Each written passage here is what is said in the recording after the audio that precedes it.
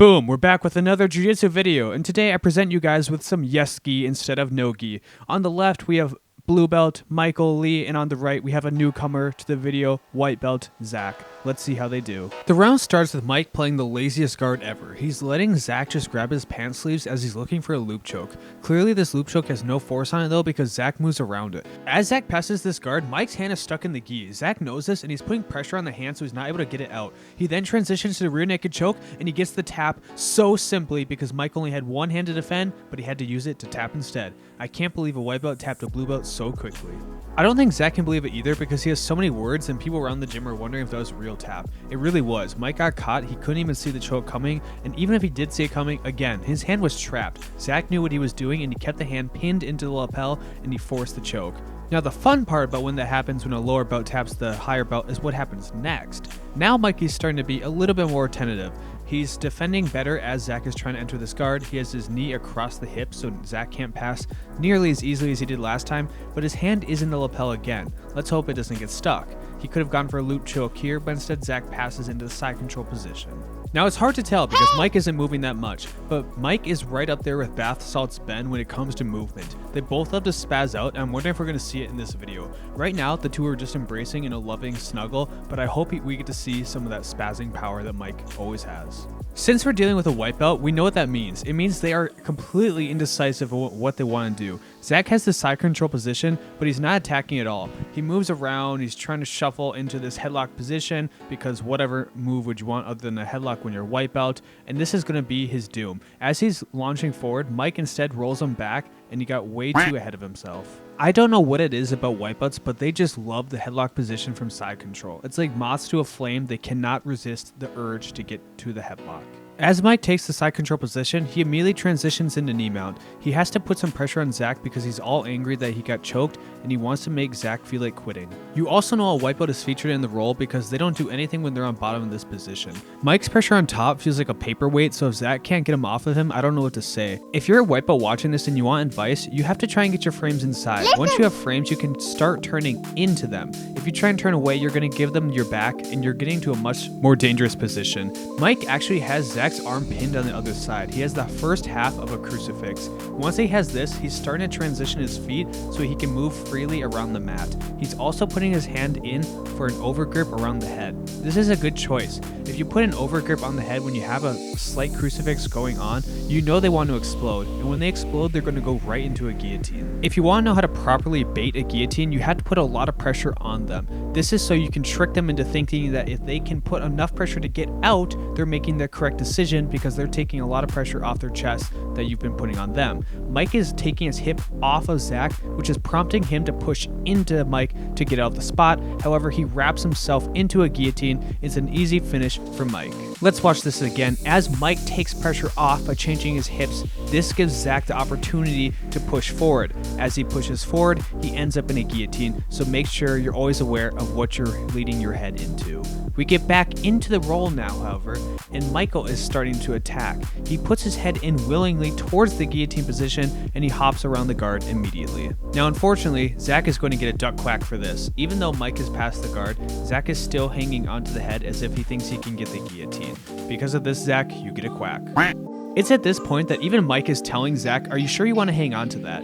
He doesn't know maybe about the Von Flu, but it's definitely going to happen if you hang on. Once they pass the guard, unless you have a secret side control guillotine like me, make sure to let go so you don't end up in a Von Flu.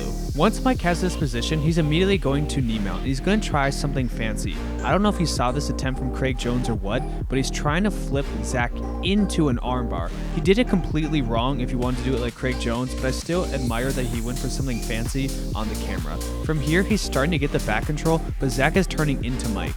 For that, you get a duck quack.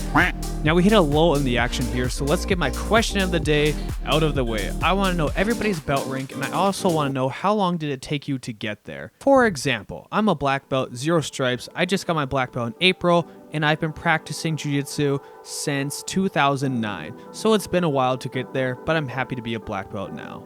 Now Zach has already been guillotined and it's been too long since he decided to dive head first. He dives head first and he gets swept into mount, and once he's mounted, Mike finishes with a mounted guillotine. He can't let Zach be happy with a one rear naked choke. Instead, he has to take everything away from him by choking him multiple times. As the round restarts, I also want to remind you guys that if you'd like to support the channel, please make sure to like, comment, and subscribe. I'm getting more traction in the algorithm, and I hope to continue this so I can build my channel more and have a lot more videos for everyone. Now, unfortunately, Zach does not have the same energy as Bath Salt's Ben. He's starting to lose his cardio here, and Mike's going to take advantage of this. Zach looks to go past this guard, but Mikey is following him the entire way through. He then is switching towards a Kimura grip. Now, once Mike hits this Kimura, he's inverting his guard. He's doing this to try and take the back, but it isn't available to him. So he swims back with the Kimura, and he's going to use this to get the tap from Zach.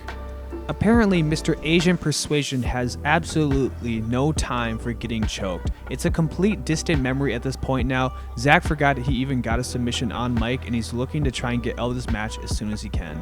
Unfortunately for them, I turned up the round timers today, so he's not going to escape that easily. We see some questionable hand fighting going on from Zach here. He's poking the feet, then he's poking the head, but neither time is he actually attacking the hands. Mike's going in, but Zach looks to get to a snapping position. Mike follows him through, however, and Zach is forced to retreat.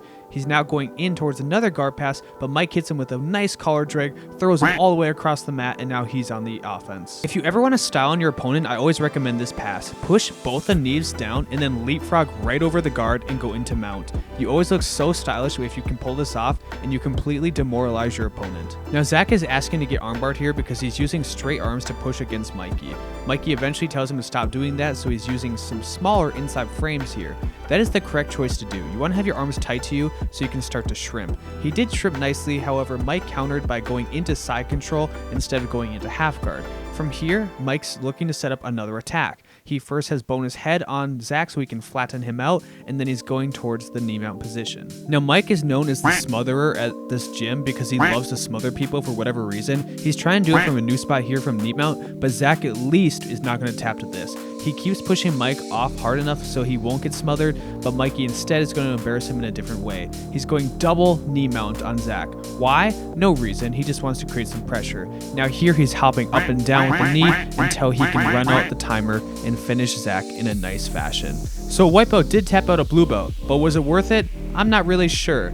It didn't look like it was the most fun for him. He did get submitted a few times, but congrats to Zach for trying. This brings us to the end of the video. If you like the video, please make sure to like, comment, and subscribe. It really helps me in the algorithm, and I'm starting to get some traction, so I appreciate all my fans that have been helping me out so much.